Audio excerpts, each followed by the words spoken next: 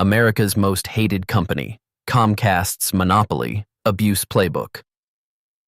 In the pantheon of corporate villains, few companies have achieved the remarkable feat of being universally despised by their own customers. For 2 decades, Comcast Corporation has held the dubious honor of being America's most hated company, not through some accidental mismanagement, but through a calculated playbook of monopolistic abuse that would make 19th-century robber barons blush. This is the story of how the largest cable company in America systematically overcharged 57 million customers while simultaneously providing the worst customer service in the industry, all while maintaining such a stranglehold on local markets that consumers had virtually nowhere else to turn. The foundation of Comcast's empire was built on a simple but devastating premise: control the infrastructure, control the customer. By 2000, Brian Roberts had inherited his father Ralph's cable vision and was ready to transform it into something far more sinister. The company embarked on an aggressive acquisition spree that would make it the undisputed king of American cable television and internet service. In 2002, Comcast acquired AT&T Broadband for $47 billion, instantly becoming the largest cable operator in the United States. But this was just the beginning of a monopolistic feeding frenzy that would consume competitors and choice alike. The company strategically targeted markets where it could achieve regional monopolies, understanding that once customers had no alternatives, they could be squeezed indefinitely. By 2010, Comcast served customers in 40 states, but more importantly, in most of those markets, they were the only game in town for high-speed internet and cable television. The genius of Comcast's monopoly playbook lay not just in eliminating competition, but in making it nearly impossible for new competitors to emerge. The company understood that in the cable industry, infrastructure is everything. Laying fiber optic cables and building network infrastructure requires massive upfront capital investments and navigating a maze of local regulations and permits. Comcast used its political influence and deep pockets to create barriers that would-be competitors simply couldn't overcome. They negotiated exclusive franchise agreements with local municipalities that essentially granted them monopoly status in exchange for modest fees and promises of service improvements that rarely materialized. When Google Fiber began threatening their dominance in select cities, Comcast suddenly discovered they could offer faster internet speeds at lower prices in those specific markets, proving they had been deliberately limiting service quality while maximizing prices everywhere else. The moment Google's expansion stalled due to regulatory hurdles and construction challenges, Comcast's temporary consumer-friendly behavior evaporated like morning mist. With competition effectively neutralized, Comcast unleashed a pricing strategy that can only be described as legalized extortion. The company pioneered the art of fee multiplication, turning what should have been simple monthly bills into bewildering documents filled with mysterious charges that customers couldn't understand, much less dispute effectively. They introduced broadcast TV fees, regional sports fees, franchise recovery fees, and equipment rental charges that often doubled the advertised price of service. A customer who signed up for a $50 internet package would find their actual monthly bill approaching $90 once Comcast added their creative accounting. The company's promotional pricing strategy was particularly insidious. They would offer attractive introductory rates to new customers, then automatically increase prices after 12 months, counting on customer inertia and the lack of alternatives to prevent mass defections. Internal documents later revealed that Comcast executives referred to these price increases as sticky because customers rarely canceled despite their frustration. Perhaps even more infuriating than the overcharging was Comcast's systematic campaign to provide the worst customer service in corporate America. This wasn't incompetence, it was strategy. The company understood that in a monopoly environment, customer satisfaction was not just unnecessary, it was potentially expensive. Why invest in good customer service when customers literally had nowhere else to go? Comcast's customer service representatives were trained to make canceling service as difficult and time-consuming as possible.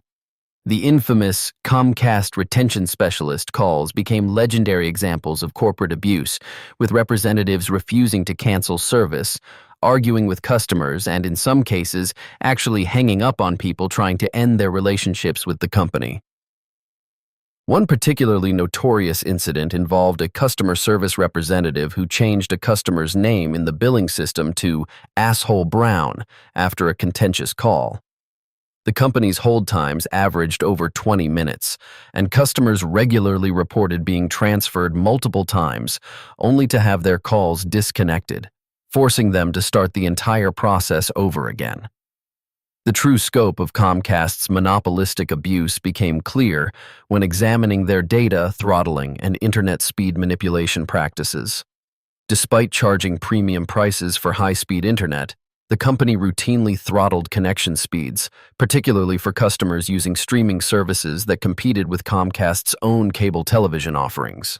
Netflix, the primary target of Comcast's throttling campaign, saw their streaming quality degrade significantly on Comcast networks between 2013 and 2014, until Netflix was essentially forced to pay Comcast directly for the privilege of reaching Comcast customers at reasonable speeds. This arrangement, which Netflix executives publicly called extortion, demonstrated Comcast's ability to extract payments from both ends of their network. Customers paid for internet access, while content providers paid for the privilege of reaching those customers. When federal regulators implemented net neutrality rules to prevent this kind of manipulation, Comcast spent millions lobbying against the regulations, while simultaneously reassuring customers they supported an open internet, a masterclass in corporate doublespeak. Comcast's regional monopoly power enabled pricing schemes that would be impossible in competitive markets. The company routinely charged different prices for identical services in different markets, with prices correlating inversely to the level of local competition. In Philadelphia, where Comcast was headquartered and faced minimal competition, customers paid among the highest rates in the nation. Meanwhile, in cities where Verizon, Fios, or other competitors operated, Comcast's prices mysteriously became more reasonable. The company's bundling strategy forced customers to purchase services they didn't want in order to access services they needed. Customers who only wanted high-speed internet were often told that getting a bundle with cable television would actually be cheaper, a pricing structure designed to inflate subscriber numbers for their cable television division while making it nearly impossible for customers to make direct price comparisons with competitors. Even more egregious, Comcast imposed data caps on home internet service in markets where they faced no competition, charging overage fees that could add hundreds of dollars to monthly bills, while mysteriously forgetting to implement these caps in areas where competitors offered unlimited data plans. The company's treatment of cord cutters revealed the depths of their monopolistic mindset. As streaming services gained popularity and customers began canceling cable television subscriptions, Comcast implemented a series of punitive measures designed to make internet-only service as expensive and inconvenient as possible. They increased standalone internet prices dramatically, imposed data caps specifically targeting streaming video consumption, and required customers to lease expensive equipment that was often unnecessary for their actual usage needs. Customer service representatives were trained to discourage internet-only subscriptions through a combination of misleading pricing information and outright pressure tactics. The company's X1 cable box system, launched in 2012, was deliberately designed to be incompatible with most third-party equipment, forcing customers to rent Comcast's hardware at inflated monthly rates even when superior alternatives were available for purchase. Behind the scenes, Comcast's executives were building a political influence machine designed to protect their monopolistic practices from regulatory interference. The company spent over $15 million annually on lobbying efforts, making them one of the most powerful corporate voices in Washington. They hired former FCC commissioners and congressional staffers to navigate the regulatory landscape and ensure that any potential threats to their regional monopolies were neutralized before they could gain traction. When the Obama administration attempted to implement stricter broadband competition policies, Comcast's lobbying machine went into overdrive, funding think tanks that produced studies questioning the benefits of competition while simultaneously making significant political contributions to key lawmakers. The company's proposed merger with Time Warner Cable in 2014 represented the ultimate expression of their monopolistic ambitions. Combining the two largest cable companies in America would have created a single entity controlling internet and cable access for nearly 70% of American households.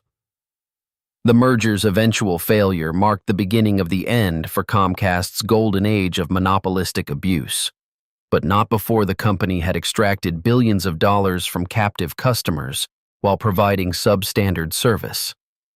The rise of streaming services, municipal broadband initiatives, and increased regulatory scrutiny finally began to create the competitive pressures that Comcast had spent decades avoiding. However, the company's 20-year reign as America's most hated corporation serves as a cautionary tale about the dangers of allowing any single company to control critical infrastructure without meaningful competition or oversight.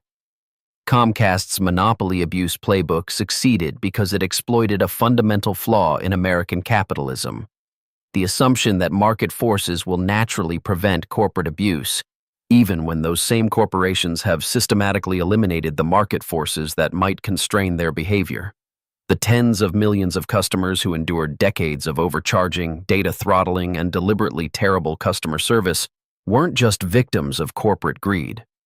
They were casualties of a regulatory system that allowed essential infrastructure to be treated as a private profit center rather than a public utility, enabling one of the most successful and sustained campaigns of monopolistic abuse in modern American business history.